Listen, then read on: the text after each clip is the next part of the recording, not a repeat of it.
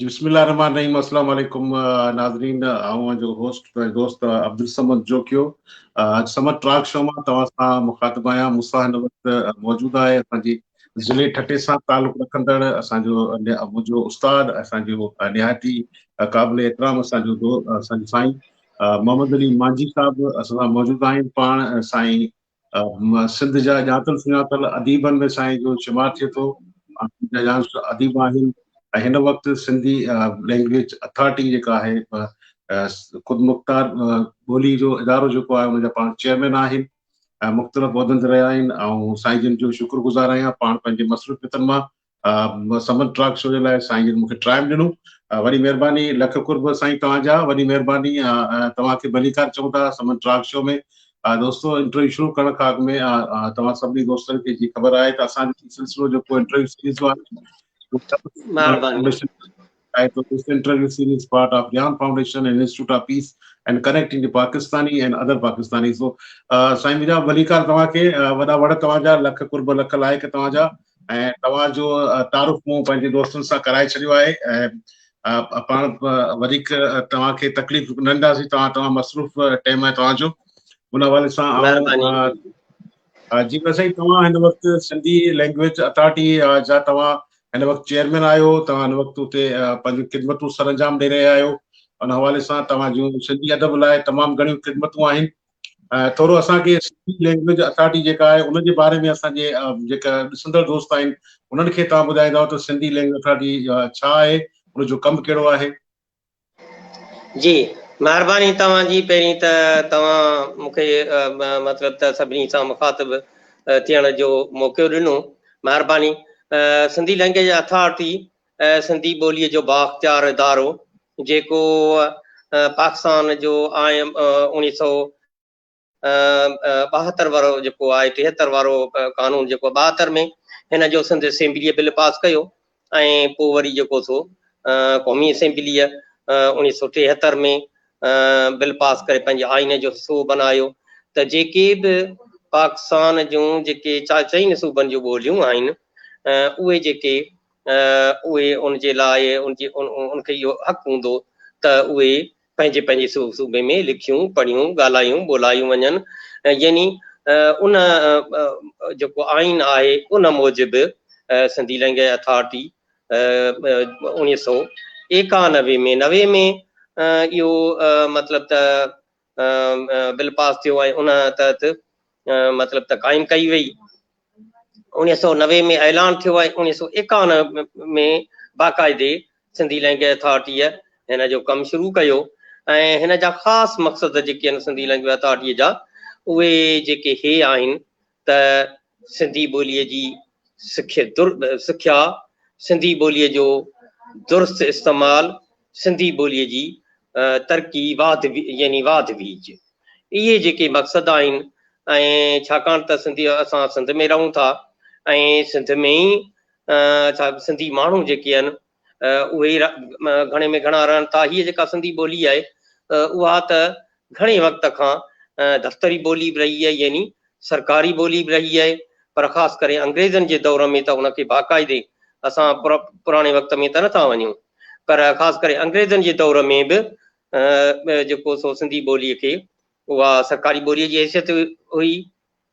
जीअं ई अंग्रेज़ हिते आया त हुननि तकिड़ो ई जेको सो हालांकि हो क़ाबिज़ हुआ, हालांकि हो जेके से असांजा न हुआ पर असां ते हुकूमत करण वारा हुआ, असां माना हुआ। पर तंहिं हूंदे बि सिंधी ॿोलीअ जी अहमियत खे महसूसु कंदे हुननि हिकिड़ो कानून पास कयो, बल्कि हुकुमनामो जारी कयूं त सिंध में सिंधी ॿोली लिखी पढ़ी ऐं पढ़ाई वेंदी, ॻाल्हाई वेंदी। ईअं ई जेको सो उन अहमियत खे महसूसु कंदे घणो वक़्तु अॻु में ई, पर ख़ासि करे 1843 खां पोइ इहो बाक़ाइदे मरहलो शुरू थी वियो ऐं तकिड़ो ई पोइ जेको सो वरी बि जेको सो हिकिड़ो फरमान जारी कयो वियो त बल्कि उहो 29 अगस्त ते हो, जेको काल्ह को ॾींहुं हो। हीउ हिकिड़ो इतफ़ाक़ त अॼु तव्हां सां मुखातिब आहियां, अॼु हिन ते पाण मौज़ूअ ते ॻाल्हायूं पिया, पर काल्ह के ॾींहं ते हिकिड़ो हुकुमनामो जारी कयो वियो त अॼु खां पोइ बार्टल फ्रेयर हिकिड़ो जेको हुकुमनामो जारी कयो त अॼु खां पोइ जेका बि सरकारी लिख पढ़ हूंदी, जेको बि माण्हू ख़त लिखंदो या जेका हरीजी लिखंदो, जेका एप्लीकेशन दरख़्वास्त लिखंदो, उहा जेकॾहिं सिंधीअ में हूंदी त उहा ॿुधी वेंदी, जेकॾहिं सिंधीअ में न हूंदी त उन ते को बि गौर न कयो वेंदो।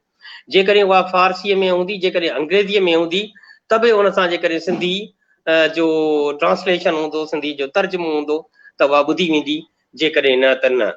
मक़सदु इहा त हिन जी पंहिंजी अहमियत खे तॾहिं बि क़बूल कयो वियो, उन्हनि दुश्मननि बि क़बूल कयो जेके असां ते क़ाबिज़ हुआ। पर पोइ असां त हाणे वरी बि हिकिड़ी सुठी ॻाल्हि आहे त हीउ मुल्क जेको सो आज़ादु थियो आहे ऐं पाकिस्तान में वजूद में अचणु असांजे लाइ केॾी वॾी नेमत आहे। असां जे आइन में बि इहा ॻाल्हि लिखियलु आहे त सिंधी ॿोली जेके या जेके पाकिस्तानी जेके ॿोलियूं आहिनि, ख़ासि करे सूबाई जेके ॿोलियूं आहिनि, उन्हनि जी तरक़ी, उनजी सिख्या, उनजी वाध बीज उन तरफ़ तवजो ॾिनो वञे। इहा अथॉरिटी उन आइन जे जेको आहे उन तहत जेको सो उनजे हुकुम, उनजी हिदायत मूजिबि क़ाइमु कई वई। 1991 खां वठी इहा इदारो जेको सो कमु कंदो रहियो आहे। पहिरियों हिन जो चेयरमैन सिंधी ॿोलीअ जो तमामु वॾो जग मशहूरु आलिम, ॿोलीअ जो माहिर डॉक्टर नबी ख़ान बलोच हो, ऐं जंहिं हिन जो बुनियादु रखियो। ऐं उन खां पोइ ॿिया बि जेके से चेयरमैन आया, पंहिंजे पंहिंजे दौर में कमु कंदा रहिया। सिंधी ॿोलीअ जे बाख़्तियार इदारे उन दौर खां 91 खां वठी कमु बि शुरू कयो। न फ़क़ति मुख़्तलिफ़ ज़िलनि में वञी उस्तादनि जूं तरबियतूं कयूं, उस्तादनि जा सेमिनार कया, पर गॾोगॾु पब्लिकेशन बि शुरू कई। पर उहा ख़ासि करे ॿोलीअ जे हवाले सां कई। ॿोलीअ ते जेके किताब उहे छपजणु शुरू थिया। हिकिड़ी तमामु हिकिड़ी अहम ॻाल्हि थी जेका वरी 1994 में थी, तॾहिं सिंधी ॿोलीअ जे बाख़्तियार इदारे जो चेयरमैन डॉक्टर नवाज़ अली शौक़ हो। तॾहिं हिकिड़ी गॾिजाणी कई ऐं सिंधी ॿोलीअ जी इंसाइक्लोपीडिया जेके सिंधियाना चयो वञे थो, उन जी मीटिंग थी, कम बि रहिया, अॻिते हली जेको सो उन ते कमु थींदो रहियो ऐं उन जी स्कीम मंज़ूर थी। उहा जेका सिंधियाना ख़ुशी जी ॻाल्हि आहे त हेसि ताईं उन जा 12 वॉल्यूम छपजी चुका आहिनि, अची चुका आहिनि। सिंधी ॿोलीअ जे बाख़्तियार इदारे सिंधी ॿोली, तारीख़, लिसानियात ऐं सिंधू लिखत इंडस स्क्रिप्ट ते बि केतिरा ई किताब छपाए हिकिड़ो पंहिंजी मञता जेका सामाणी आहे। अञा बि हक़ीक़त में जेको कमु असांखे ॾसियो वियो आहे, जेको शुरू में ई मतिलबु डॉक्टर बलोच साहब जे वक़्त में, या जेके असांजा मक़सद आहिनि अथॉरिटीअ जा, उन सिलसिले में केतिरा कम थिया आहिनि, पर सचपच अञा केतिरा कम आहिनि जेके करणा आहिनि, जेके ज़रूरु थींदा। तव्हां सभिनी जे सुठियुनि सलाहुनि, नेक सलाहुनि सां इनशाला उहे थींदा, जीअं हीअ ॿोली वधीक तरक़ी करे, उनजो सुठो इस्तेमालु, दुरुस्त इस्तेमालु थिए, उनजो जेको सो सिख्या बि थिए। हाणे या सरकारी स्कूलनि में त पढ़ाई सिंधी ॿोली पढ़ाई वञे थी, पर प्राइवेट स्कूलनि में अफ़सोस जो आहे उहा आहिनि बि सिंध जा माण्हू, हिते रहंदड़ माण्हू, उन्हनि जा स्कूल आहिनि, पर उहे सिंधी ॿोली उते नथा पढ़ाइनि। जेकॾहिं पढ़ाइनि था त उनखे को लाज़मी सब्जेक्ट करे नथा पढ़ाइनि। तंहिंजे करे इन तरफ़ वञी रहिया आहियूं। ऐं वरी हीअ बि ॻाल्हि आहे त जेके सरकारी खातनि में जेके माण्हू आहिनि, उहे सेक्रेटरीट में हुजनि या उन खां हेठियां जेके से इदारा उन्हनि में हुजनि, जेके असांजा भाउर सिंधी ॿोली नथा सम्झी सघनि, उन्हनि जी सिख्या जो बि मरहलो उहो तकिड़ो शुरू कयो वेंदो। त जीअं, छाकाणि त उर्दू ॿोली बि असांजी पंहिंजी आहे ऐं अंग्रेजी बि मतिलबु त बैन अल-अक़वामी ॿोली आहे, उर्दू ॿोली असांजी मुल्की ॿोली आहे, पर उन सां गॾोगॾु सिंधी ॿोली बि उनजी बि सिख्या हुअणु ज़रूरी आहे, जेका अॻिते हली तकिड़ो ई सिंधी लैंग्वेज अथॉरिटी अहिड़ा क्लास हलाइणु शुरू कंदी। जी साईं, बिल्कुलु वॾी महिरबानी, तव्हां तफ़सील सां जवाबु ॾिनो। ऐं असांखे जॉइन कयो आहे साईं रमज़ान मेमन साहब, जॉइन कयो आहे असांखे। ऐं साईं रमज़ान जो सुवालु जेको आहे उहो मूं स्क्रीन ते हणी छॾियो आहे, जेकॾहिं उहो तव्हां पढ़ी सघो त पढ़ण में अचे पियो तव्हांखे त पढ़ो, ऐं न त आउं तव्हांखे पढ़ी ॿुधायां थो त साईं रमज़ान जो सुवालु आहे त बाइख्तियार इदारे पारां जी वाध वेझ लाइ माज़ी क़रीब में को अहम कमु कहिड़ो थियो आहे? माज़ी में वाद विज जे सिलसिले में जेको कमु थियो आहे उहो इहो थियो आहे त मतिलबु त जेके असांजा मतिलबु त इदारा मुख़्तलिफ़ आहिनि, जीअं मक़सदु त जेके बि रेलवे ते त अॻु में ई सिंधीअ में जेके से बोर्ड लिखिया वेंदा हुआ रस्तनि ते, पर हाणे उन तरफ़ वधीक तवजो ॾिनो वियो आहे। उहा उन में इहा थियो त मुख़्तलिफ़ हंधनि ते उहा जेके से साइन बोर्ड वग़ैरह आहिनि। पर इहा बि हिकिड़ी सुठी ॻाल्हि आहे त असांजो मतिलबु त जेके स्कूल आहिनि ख़ासि करे उन्हनि में जेको तरबियती जेके वर्कशॉप थिया, जेके डॉक्टर बलोच साहब जे वक़्त में थिया, सिंधी ॿोलीअ जी सिख्या, सिंधी ॿोलीअ जी पढ़ाई जे सिलसिले में, सिख्या जे सिलसिले में उहे थींदा रहिया। ऐं गॾोगॾु हीअ ॻाल्हि बि आहे त असां जेका हिकिड़ी छाकाणि त हीउ कंप्यूटर जो दौरु आहे, जदीद दौरु आहे, उन में हिकिड़ो OCR क़ाइमु करण में सिंधी ॿोली कामयाबु थी आहे, जेका तमामु वॾी ॻाल्हि आहे। ऐं हिते तमामु हिकिड़ो जेको सो सादे नमूने सां हीअं सम्झायां त हीउ हिकिड़ो अहिड़ो सॉफ्टवेयर आहे जंहिंमें असां सिंधीअ में जेका बि जेको बि किताब हुजे, जेको छपियल हुजे, जेकॾहिं असां उन में विझंदासीं, स्कैन कंदासीं, स्कैन करे जेकॾहिं उहो उन में विझंदासीं त उहो मिंटनि में जेको सो वर्ड में अची वेंदो, ऐं उहो सॼो किताब मिंटनि में वर्ड में अची वेंदो। ऐं उन में थोरियूं घणियूं असां जेके थिए उहे जेकॾहिं ग़लतियूं रहिजी थियूं वञनि त उहे दुरुस्तियूं करे असां ॼण त तमामु घणनि ॾींहंनि जो कमु उहो थोरी देरि में जेको सो करे वञण में कामयाबु थींदासीं। गॾोगॾु हीअ बि ॻाल्हि आहे त उनखे वरी बि जेके किताबी सूरत में बि असां आणे सघंदासीं, ख़ासि करे जेके असांजा शागिर्द या जेके सिंधीअ में MPhil कनि था, PhD कनि था, उनजे लाइ हिकिड़ी ॾाढी जेका सा अहम ॻाल्हि आहे। उन सां गॾोगॾु हीअ बि ॻाल्हि आहे त ताज़ो असां सिंधी जो हिकिड़ो सिंधी ॿोलीअ जीअं अॻु में त असांजो अरबी वारो आहे, हींअर बि अरबी वारो जेका असांजी जेका कीबोर्ड आहे ख़ासि करे कंप्यूटर जो, पर असां उनखे नए हिसाब सां सिंधी ॿोलीअ जे बाख़्तियार इदारे तरफ़ां बि कीबोर्ड मुतारफ़ करायो आहे, जंहिं मंझि जेके अॻु में जेके उहे अखर जीअं जे आहे, घे आहे, उन्हनि जो अॻु में जेको सो ल आहे, म आहे, उन्हनि जो जेको सो जेको लिखबी हुई त उहा लाम ऐं हए गॾे लिखबी हुई, जीम ऐं हए गॾे लिखबी हुई, पर हाणे उन्हनि जो हिकिड़ो ई अखर हूंदो। हीअ ख़ासि करे कंपोज़िंग वारनि जे लाइ तमामु हिकिड़ी अहम ॻाल्हि आहे, छाकाणि त उहा जेका महिनत थींदी हुई उहा हर हिकु सॼा किताब समेत सफ़ा लिखी पोइ उन में हिकु हिकु करे उहो पियो गॾिबो या उनखे दुरुस्तियूं कबियूं हुयूं।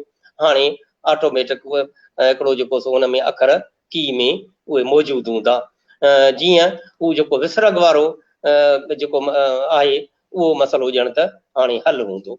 इहे मतिलबु अहिड़े क़िस्म जा सिंधी ॿोलीअ जे बाख़्तियार इदारे काफ़ी कम कया आहिनि, जंहिंमें ही बि आहे।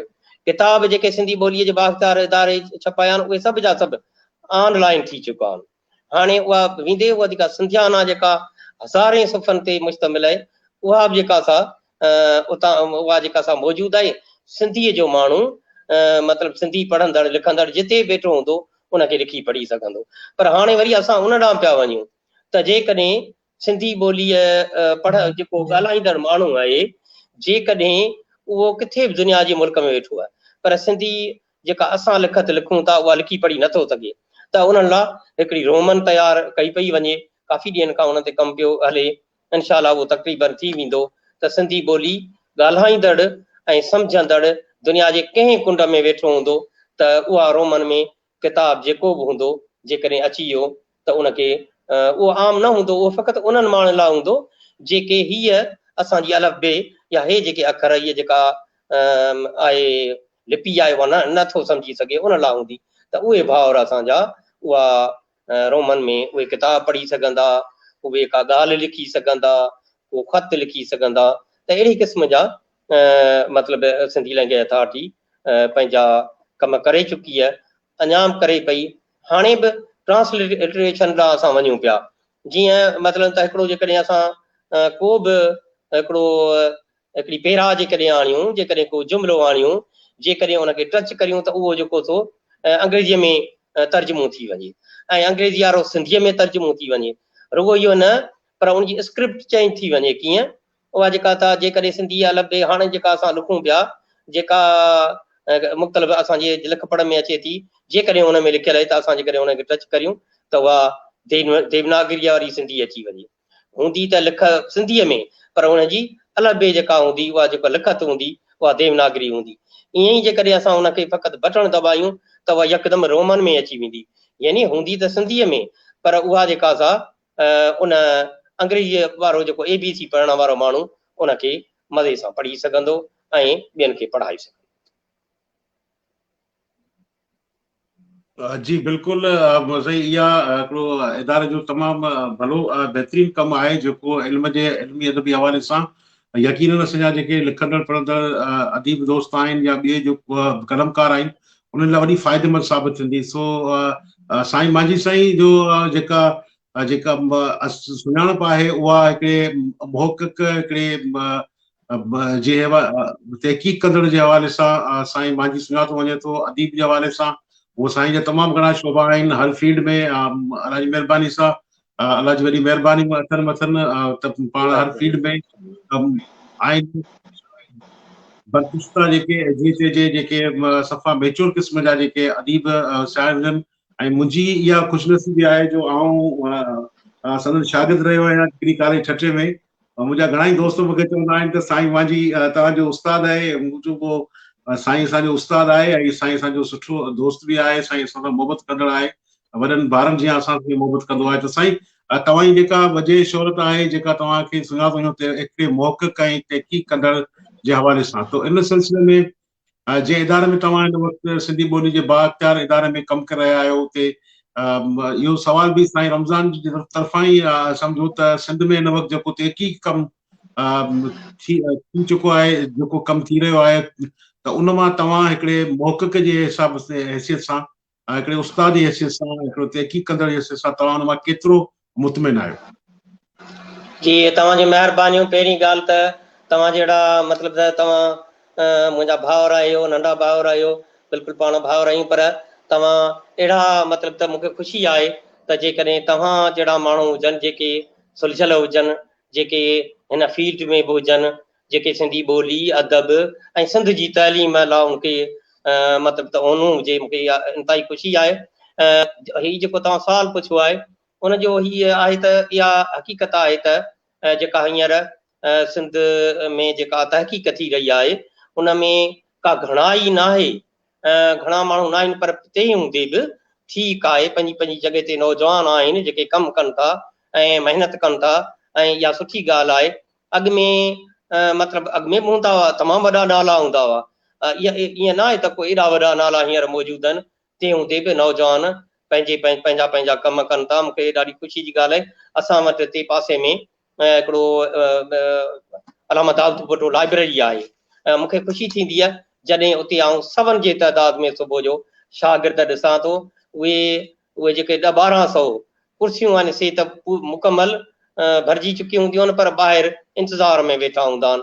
ईअं ई असां वटि जेको हिते हिकिड़ो रिसोर्स सेंटर आहे अलामा गुलाम मुस्तफ़ा कासमी जे नाले सां, उन में उहो जेको सेंटर आहे उन में बि केतिरा माण्हू अचनि था। उहो फ़क़ति उहो आम का लाइब्रेरी न आहे, पर उहा तहक़ीक़ करण वारनि उन्हनि माण्हुनि लाइ आहे जेके नयूं नयूं तहक़ीक़ूं कनि था मुख़्तलिफ़ सब्जेक्टनि ते, ख़ासि करे सिंधी ॿोलीअ ते जेके तहक़ीक़ कनि था, जेके सिंधी लसानियात ते कनि था, जेके सिंधू लिखत ते कनि था, त उते बि अचनि था ऐं उहा अची लिखत मतिलबु त तहक़ीक़ करे मुख़्तलिफ़ मौज़ुअनि ते उहे मक़ाला पेश कनि था। ऐं ईअं ई असां जेको ताज़ो लैंग्वेज अथॉरिटी में हीअ बि ॻाल्हि हिन मौक़े ते ॿुधाईंदो हलां त असां हिकिड़ो म्यूज़ियम इंडस स्क्रिप्ट यानी सिंधी लिखत जो जेको सो म्यूज़ियम अजाइब घर हिकिड़ो क़ाइमु पिया करियूं। असां जीअं ऐलान कयो त केतिरा माण्हू पुछण आया त सही ही कॾहिं थो क़ाइमु थिए, तव्हां कीअं पिया करियो, हुन में कहिड़ियूं कहिड़ियूं ॻाल्हियूं हूंदियूं। त उन मां मूंखे इहा ख़ुशी थिए थी त असांजो जेको सो नौजवान इन तरफ़ आहे, महिनत करे थो, कोशिशि करे थो, पर ईअं न आहे त को असां सफ़ा को हुन मां एतिरो मुतमिन आहियूं, पर हुनखे अञा बि महिनत करणी पवंदी। पर ख़ुशी जी ॻाल्हि आहे त इहो को मैदान ख़ाली न आहे।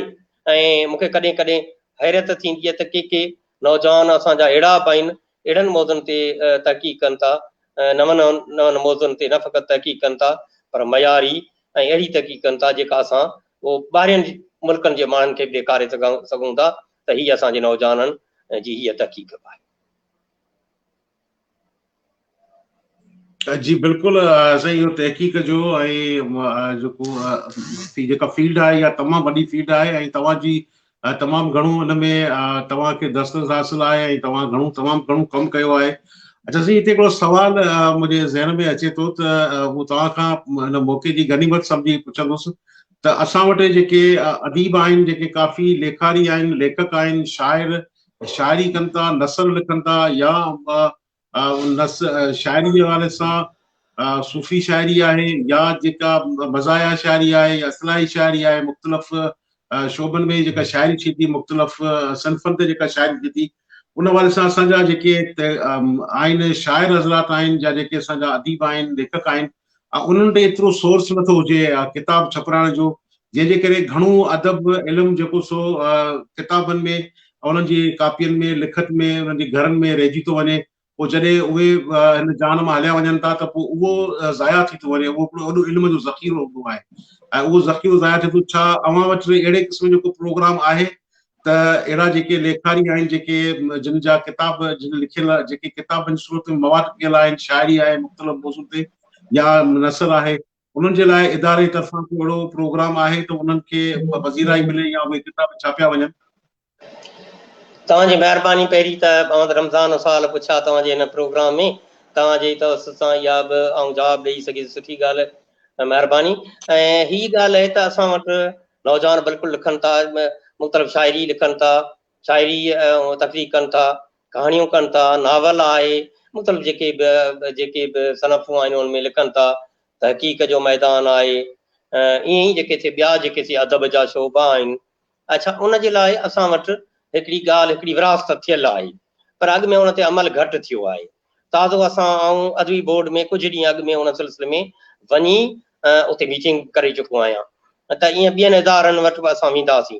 असल में छा आहे त असांजा जेके इदारा आहिनि उहे विरायल आहिनि त सिंधी अदबी बोर्ड खे कहिड़ो कमु करिणो आहे, कहिड़ा कहिड़ा किताब छपाइणा आहिनि, सिंधाला जी के कहिड़ा किताब कहिड़ा मौज़ुनि ते छपाइणा आहिनि, सिंधी ॿोलीअ जे बाख़्तियार इदारे खे कहिड़ा छपाइणा आहिनि। ॿियो वरी असां वटि आहे बिलावल हिस्टोरिकल रिसर्च इंस्टीट्यूट आहे, उनखे कहिड़ा छपाइणा आहिनि। ईअं ई जेको सो हिकिड़ो आहे ट्रांसलेशन जो ब्यूरो, मोहम्मद इब्राहिम जो इहो ट्रांसलेशन ब्यूरो आहे, उनखे कहिड़ा छपाइणा आहिनि, या शाह लतीफ़ चेयर खे कहिड़ा छपाइणा आहिनि, या अहिड़े क़िस्म जी जेके ॿिया इदारा आहिनि उनखे कहिड़ा कहिड़ा छपाइणा आहिनि। पर थियो ईअं आहे त उन ते अमल कुझु घटि थियो आहे। मां जीअं मुंहिंजे मुख़्तलिफ़ जेकॾहिं अदबी बोर्ड आहे उहो बि किताब छपाईंदी रही आहे, कॾहिं ॿोलीअ ते बि छपाईंदी रही आहे, कॾहिं लुगत बि छपाईंदी रही आहे, पर तॾहिं छाकाणि त सिंधी ॿोलीअ बाख़्तियार इदारो कोन हो, छाकाणि त ॿिया इदारा कोन हुआ, त हाणे उहो तइ थियो आहे त सिंधी ॿोलीअ जो बाख़्तियार इदारो फ़क़ति सिंधी ॿोली, उनजी तारीख़, उनजी लसानियात, ग्रामर, उन जूं लुगतूं ऐं सिंधू लिखत, उन्हनि ते किताब छपाईंदी। ईअं ई सिंधी अदबी बोर्ड अदबी किताब, उन्हनि में अदब जूं सभई सनफ़ूं अची वञनि थियूं, उहे मतिलबु छपाईंदी। त ईअं ई सिंधाला जी जेको सो जेके बि असांजी तहज़ीब आहे उन हवाले सां, या ॿिया जेका रिसर्च थिए थी, ख़ासि करे यूनिवर्सिटी में थिए थी, उहा छपाईंदी। ईअं ई शाह लतीफ़ चेयर फ़क़ति शाह अब्दुल लतीफ़ भिटाईअ ते जेके किताब हुजे उन जा रसाला, या उन जा जेके बि जेको उन ते रिसर्च थिए थी उहा छपाईंदी। ईअं ई जेको सो कल्चर डिपार्टमेंट वरी कल्चर ते छपाईंदो, सकाफ़त ते छपाईंदो, ऐं उनजी तहज़ीब, रीतूं, रस्मूं उन्हनि ते छपाईंदो। ईअं ई मोहम्मद इब्राहिम जोयो ट्रांसलेशन ब्यूरो आहे, जेका सिंधीअ में जेके मुख़्तलिफ़ ॿोलियुनि मां तर्जुमा थियनि था, या जेके बि सिंधीअ मां ॿियनि ॿोलियुनि में तर्जुमा थियनि था, उहो ब्यूरो छपाईंदो। त इहा हिकिड़ी विरासत थियल आहे। ऐं सम्झां थो जेके असांजा नौजवान आहिनि जेके ॿोलीअ ते ख़ासि करे किताब लिखनि था, ऐं बल्कि हिन तव्हां जे हिन तवस सां ऐं इहा ॻाल्हि बल्कि ख़ुशीअ सां चवां थो त सिंधी ॿोलीअ ते जेके किताब छपजनि था, जेके लिखनि था, सिंधी ॿोलीअ ते जेके तहक़ीक़ कनि था, सिंधी ग्रामर ते लिखनि था, जेके लुगत लिखनि, सिंधी ॿोली लुगत लिखनि था, सिंधी ॿियनि ॿोलियुनि मां जेके लुगतूं आहिनि सिंधी ॿोलीअ में तर्जुमो कनि था, सिंधी ॿोलीअ जी लुगतूं ॿियनि ॿोलियुनि में तर्जुमो कनि था, जेकॾहिं अहिड़ा के बि नौजवान आहिनि उहे किताब असांखे ॾियनि, ही इदारो छपाईंदे ख़ुशी महसूसु कंदो। पर अञा ॿी बि हिकिड़ी ॻाल्हि करियां थो, जेकॾहिं किताब न त नंढा नंढा जेकॾहिं रिसर्च पेपर ई हुजनि, नंढा नंढा मकाला ई हुजनि, उहे जेकॾहिं ॿोली उनजी ग्रामर, उनजी लसानियात, उनजी लिखत ते जेकॾहिं छपीनि था त बि असांजो सिंधी ॿोलीअ जो तहक़ीक़ी जर्नल आहे। असां उन में छपाईंदे ख़ुशी महसूसु कंदासीं। असांखे ख़ुशी थींदी त असां जेके बि असांजा बुज़ुर्ग आहिनि, जेके बि असांजा ॿोलीअ जा माहिर आहिनि, जेके आलम आहिनि, उन्हनि सां गॾु उन्हनि नौजवाननि खे छपाईंदे बि ख़ुशी महसूसु कंदासीं।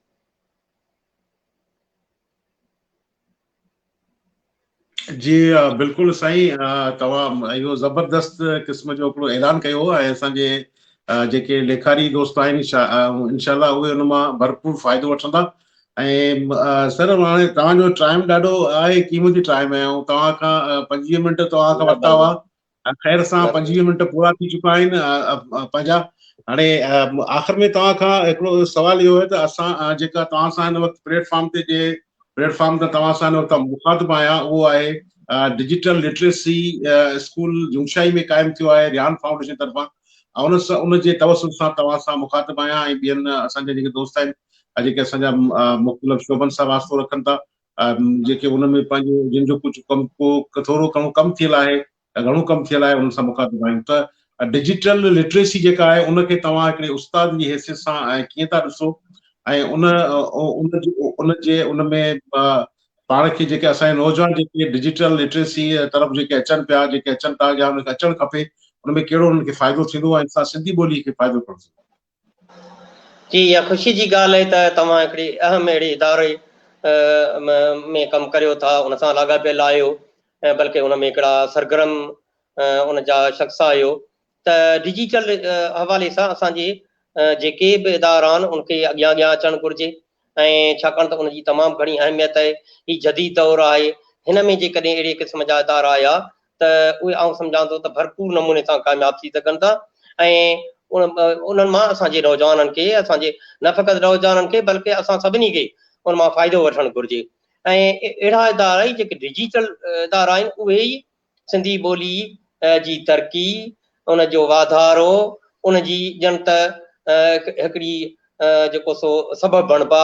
उन ई प्लेटफॉर्म तां इहे जेके मक़सद आउं ॿुधाए वियुसि उहे सिंधी ॿोलीअ जे लाइ बि कामयाबीअ जो सबबु बणिजी सघनि था, वॾा मददगार थी सघनि था, बल्कि जेके बि असांजूं ॿोलियूं आहिनि उनखे डिजिटल तरफ़ वञणु घुरिजे। छाकाणि त इहा ई ॿोलियुनि जे अहिड़े क़िस्म जा जेके टूल्स आहिनि, इहे जेके ज़रिया आहिनि, अहम ज़रिया जेके आहिनि ॿोलियुनि जे बका जो ॼण त ज़रियो पाए। जी में साईं, वॾी महिरबानी तव्हांजी, लख लाइक लख कुर्ब तव्हांजा। ऐं तव्हां मूंखे समन ट्रैक शो लाइ टाइम ॾिनो, ऐं दिलि त चाहे थी त तव्हां खां अञा वधीक सुवाल पुछजनि। असांजा ॿिया दोस्त बि जॉइन कनि था। इनशाला वरी बि ज़िंदगी जो मौक़ो मिलियो त तव्हां बि काफ़ी कम सीड़ाए पोइ मूंसां मुखातिब थिया आहियो। सो आउं तव्हांजो तौराइतो आहियां, शुक्रगुज़ार आहियां। तव्हां मूंखे पंहिंजे महिरबानी अलाह तव्हांखे ख़ुशि रखे। टाइम ॾिनो ऐं उन सम्झा थो तमामु मुफ़ीद ॻाल्हियूं ऐं फ़ाइदे वारियूं ॻाल्हियूं ॿुधायूं। ऐं असांजा दोस्त खे इन खां बाद में असांजो इहो इंटरव्यू ॾिसंदा ऐं तव्हांजो इहो तव्हांजी ॻाल्हि ॿोल ॿुधंदा त यकीनन फ़ाइदो थींदो। अलाह साईं तव्हांखे सलामत रखे, ख़ुशि आबाद हुजो, ऐं ईअं ई सिंधी ॿोली जी, सिंधी अदब जी ऐं ख़िदमत कंदा रहो, सदा सलामत हुजो। असांखे पंहिंजे दुआ में यादि कजो। तव्हां असांजो उस्ताद आहियो। वॾी महिरबानी तव्हांजी। जिते आबाद हुजो, ख़ुशि हुजो, आबाद हुजो। सभु वॾी महिरबानी, लख कुर्ब लख लाइक। तव्हांखे सलाम, तव्हांजी सभिनी जेके दोस्तनि असांखे ॾिठो उन सभिनी खे मुंहिंजी तरफ़ां सलाम पइजे। ऐं वॾी महिरबानी तव्हांजी। सदा सलामत हुजो। सिंध सलामत, पाकिस्तान ज़िंदाबाद।